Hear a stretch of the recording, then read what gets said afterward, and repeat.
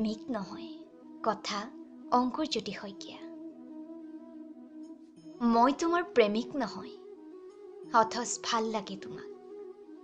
ভাল লাগে তোমাৰ কথাবোৰ, ভাল লাগে কাজল সনা দুচকু আৰু হাবু দুবুজোৱা কলিজা। সেই কাজল সনা চকুজুৰিয়ে জানো তোমাক ভাল পাবলৈ শিকোৱা নাই? ভাল পাওঁ তোমাক জোখতকৈ বেছি। এয়া একপক্ষীয় প্ৰেম বুলিয়ে ভাবাচোন। সন্মুখেৰে পাৰ হৈ যোৱা দেখিলে হেজাৰটা নভঙা হাতৰে ভাঙি পলকতে তোমাক মোৰ আপোন কৰি ল'ব মন যায়, সপি দিব মন যায় সকলো ভাল পোৱা।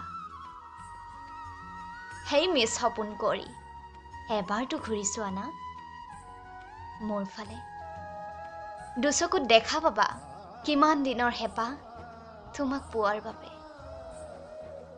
দুচকু মেলিয়ে দেখা পাবা তোমাক লৈ ৰচা মোৰ পূৰণ নোহোৱা অযুত সপোন। এই যে তোমাক ভাল লাগে, সেয়া মোৰ বাবে প্ৰেম নহয়, কিন্তু প্ৰেমতকৈ উদ্ধত।